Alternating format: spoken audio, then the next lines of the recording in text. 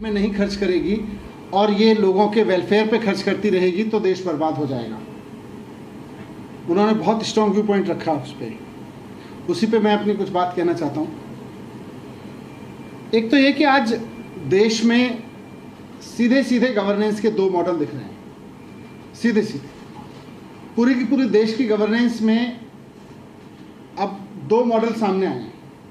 एक मॉडल है जिसमें सत्ता में बैठे लोग अपने दोस्तों को, अपने परिवार के लोगों को मदद पहुंचाते हैं, उनको हर तरह की मदद करते हैं। वो दोस्तवाद का मॉडल है।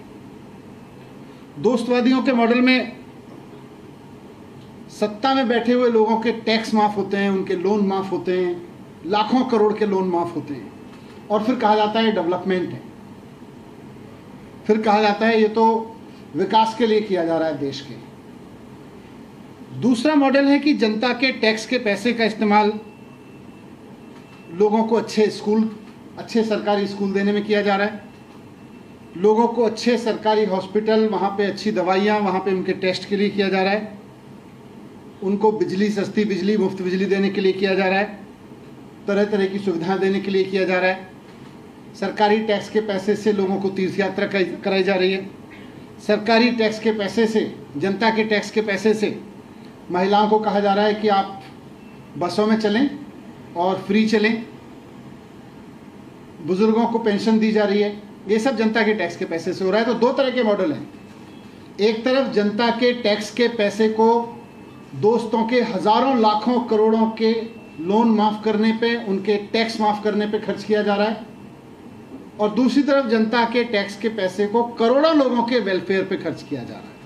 ये साफ साफ दोनों मॉडल पे आ गई ये बात।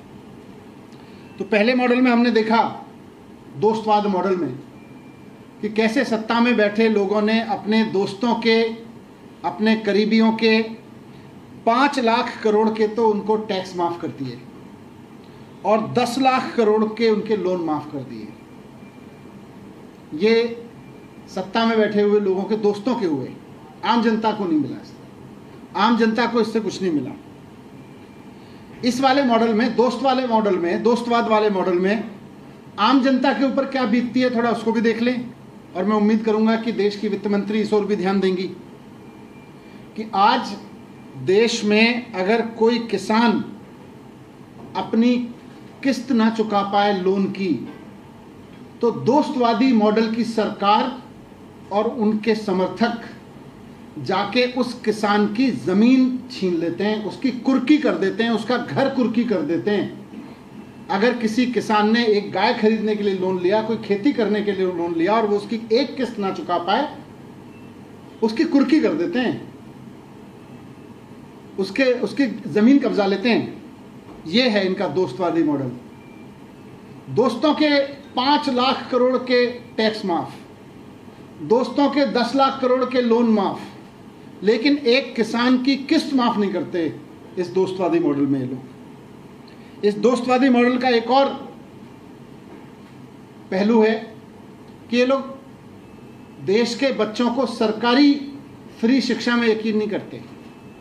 बात भले ही कितनी करते रहें, लेकिन इनका मॉडल है जमीन पे जो उतरा हुआ है, सरकारी स्कूलों को इतना बर्बाद कर दो, सरकारी स्कूलों को इतना घटिया बना दो कि उसके बाद सारे लोगों को अपने बच्चे प्राइवेट स्कूल में पढ़ाने पड़े, वो भी इनके दोस्तों को ही होते हैं। और फिर प्राइवेट स्कूल का बच्चा अपने 1 महीने की फीस ना दे पाए तो बच्चा कितना ही होनहार हो, बच्चे का भविष्य कितना ही उज्जवल हो, लेकिन दोस्तवादी मॉडल का नतीजा है कि अगर एक बच्चा अपने 1 महीने की फीस ना दे पाए तो उसको स्कूल से बाहर निकाल देंगे। वो कितना ही गिड़गिड़ाता रहे, माँ बाप गिड़गिड़ाते रह जाते हैं, बच्चा गिड़गिड़ाता रह जाता है, उसका कैरियर बर्बाद होता है। ये दोस्तवादी मॉडल है जिसमें किसी बच्चे के पिता अगर बच्चे की 1 महीने की फीस स्कूल की नहीं दे पाते तो उसकी पढ़ाई का चौपट कर दी जाती है, उसके लिए स्कूल के दरवाजे बंद कर दिए जाते हैं। दोस्तवादी मॉडल में क्योंकि ये सरकारी स्कूलों पे काम नहीं करते, इसलिए लोग प्राइवेट स्कूलों में मजबूर हैं। दोस्तवादी मॉडल में ये सरकारी अस्पतालों पे, सरकारी अस्पताल बनवाने में, सरकारी अस्पतालों में फ्री दवाई देने में, सरकारी अस्पतालों में फ्री टेस्ट करने में, फ्री कंसल्टेंसी में, इसमें यकीन नहीं करते। बोलते हैं तो फ्री की रेवड़ी हो जाएगी अगर लोगों को फ्री की दवाइयाँ बांटने लगी तो। दोस्तों को फ्री के लोन माफ, दोस्तों के फ्री के टैक्स माफ, लेकिन एक आम आदमी का जो मेहनत करके टैक्स दे रहा है उसके टैक्स के पैसे से दवाइयाँ नहीं मिलनी चाहिए, बोलेंगे ये तो फ्री की रेवड़ी हो जाएगी। इसलिए इन्होंने सरकारी अस्पताल बर्बाद करके रखे और महंगे महंगे प्राइवेट अस्पतालों पे लोगों को मजबूर किया। और इनके दोस्तवादी मॉडल में, परिवारवादी मॉडल में, आज एक आम आदमी अगर अपने परिवार के किसी आदमी को हॉस्पिटल ले जाता है और ईश्वर ना करे अगर किसी की डेथ हो जाती है, डेड बॉडी नहीं मिलती उसकी, जब तक वो 2,50,000, 1 लाख, 2 लाख, 4 लाख का, जितने का 5 लाख का बिल है। ये इनका दोस्तवादी मॉडल है कि दोस्तों के 5 लाख करोड़ माफ कर दो लोन में, टैक्स में, दोस्तों के 10 लाख करोड़ माफ कर दो, वो उसमें रेवड़ी नहीं है। रेवड़ी इस बात में कि एक आदमी को अच्छा अस्पताल, अच्छा सिस्टम दे दो, उसमें इनको प्रॉब्लम है। आज कल ये भी कहा कि भाई बहुत बर्बाद हो गए हैं, देश बर्बादी की कगार पर हैं, अगर रेवड़ियां दी जाएंगी तो, रेवड़ी कहते हैं जन कल्याण योजनाओं को, फ्री की रेवड़ी कह के मजाक उड़ाते हैं उनका। आज हम दुनिया में जितने भी डेवलप्ड कंट्रीज को देख लें, दुनिया में डेवलप्ड कंट्रीज को देख लें, मैं अपनी तरफ से कोई लिस्ट नहीं बना रहा हूं, गूगल कर लें। मैडम निर्मला सीतारमण जी को भी मैं कहूंगा, उनके पास भी टीम है, गूगल करा लें। डेवलप्ड कंट्रीज में जिनकी इकोनॉमी को देख के हम कहते हैं कि हम उनकी इकोनॉमी के बराबर जाना चाहते हैं, उनकी इकोनॉमी में, उनकी इकोनॉमी के मजबूत होने का कारण ही है कि वो देश अपने सिटीजन्स में इन्वेस्ट कर रहे हैं। वो देश अपने देश के हर बच्चे को, वहाँ की राजनीति, वहाँ की सरकारें अपने देश के हर बच्चे को फ्री एजुकेशन दिलाने में यकीन करती हैं। और खाली बात नहीं करती, वहाँ के 98, 99, कई देशों में तो 100% बच्चों को शानदार फ्री एजुकेशन दी जाती है 12वीं क्लास तक। इससे देश डेवलप होता है। आप कह रहे हो देश बर्बाद हो जाएगा अगर फ्री में बांट दी शिक्षा, तो आपने फ्री में शिक्षा दे दी तो देश बर्बाद हो जाएगा। कनाडा जैसे 39 कंट्रीज हैं, मैंने गूगल किया था, पर मैं चाहूंगा कि देश की वित्त मंत्री भी अपनी रिसर्च कर लें। दुनिया में 39 देश हैं और सारे के सारे डेवलप्ड कंट्रीज हैं जो अपने बच्चों को फ्री एजुकेशन देते हैं। हम अपने बच्चों को फ्री एजुकेशन की कहीं किसी कागज पे लिख के बैठ जाते हैं, उसके बाद व्यवस्था करते हैं, क्योंकि हमें लगता है कि सरकारी स्कूल बनाने में तो रेवड़ियों पे खर्च हो जाएगा, तो हम कहते हैं प्राइवेट स्कूल में पढ़ाते रहो। अच्छी एजुकेशन देनी है तो प्राइवेट स्कूल में पढ़ाओ। पूरे देश में इन्होंने सरकारी स्कूलों को बर्बाद करके रखा हुआ है। सोच वही है कि अगर सरकारी स्कूल ठीक कराएंगे, हमें फ्री की रेवड़ी थोड़ी बांटनी है। सीखो देशों से, अगर सीखने की बात कर रहे हो तो। डेवलप्ड कंट्रीज को आप देखो, आज कनाडा, डेनमार्क, ब्राजील, यूके जैसे देश हैं, सब अपने देश के लोगों के लिए 100% हेल्थ केयर फ्री देते हैं। 100% हेल्थ केयर। गूगल कर लें, रिसर्च कर लें, बहुत सारी रिसर्च मिल जाएंगी। दुनिया में बहुत सारे विकसित देश ऐसे हैं जहां पीने का पानी फ्री दिया जाता है।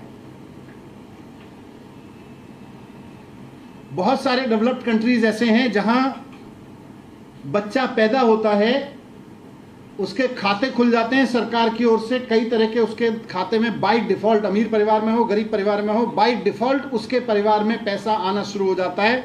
ये इसकी वेलफेयर स्कीम्स के लिए, ये फलाने के लिए, फलाने इतने उम्र का होगा, इतने उम्र का होगा, उस वक्त के लिए। हम कहते हैं तो फ्री की रेवड़ी हो जाएगी अगर कुछ बच्चों को दे दिया तो। बुजुर्गों के लिए ऐसे ही बहुत सारी इन्वेस्ट। कुल मिला के डेवलप्ड कंट्रीज के डेवलप होने का कारण ही ये है कि वो अपने सिटीजन्स में इन्वेस्ट करने में यकीन रखते हैं। और हमारी सरकार सिटीजन में इन्वेस्ट करने को कहती है। फ्री की रेवड़ियां ये बंद कर देनी चाहिए। स्कूल बंद कर दो, सरकारी अस्पताल बंद कर दो, सरकारी सब कुछ प्राइवेट कर दो, सब कुछ प्राइवेट हाथों में सौंप दो, फिर लोग लुटते रहें, मरते रहें, पिटते रहें, ना पढ़ पाएं, कोई फर्क नहीं पड़ता। सारी योजनाएं बंद कर दो।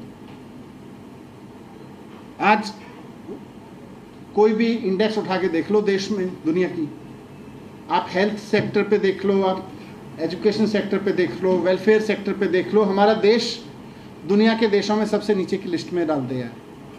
क्यों? क्योंकि हमारी सरकारें सोचती हैं दोस्तों के लोन माफ कर दो, करोड़ों के माफ कर दो, लाखों के माफ कर दो, लेकिन लाखों करोड़ों लोगों को सरकार की योजनाओं का फायदा दिया तो फ्री की रेवड़ी हो जाएगी, ये यकीन करते हैं। आज देश में भी देख लें, मैडम फाइनेंस मिनिस्टर हैं, थोड़ा देख लें, देश की इकोनॉमी तो उनके हाथ में है ही, उनके पूरा डेटा है। भारतीय जनता पार्टी की सरकारें जो फ्री की योजनाओं को, लोगों को, वेलफेयर स्कीम्स को रेवड़ी कहती है, उनकी सारी सरकारें घाटे में चल रही हैं।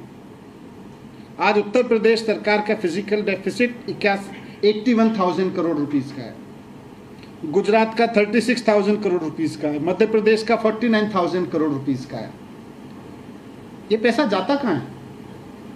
लोग तो टैक्स दे रहे हैं, ये कह रहे हैं हम टैक्स के लोगों से डेवलप करेंगे। आपने तो टैक्स के लोगों से जनता के टैक्स के पैसे से डेवलप करेंगे, लेकिन हुआ क्या? जनता के टैक्स के पैसे को पता नहीं कहाँ ले गए, दोस्तवाद में, दोस्तों के लोन माफ़ करने में ले गए, वहाँ तो सरकारी घाटे में चल रही हैं।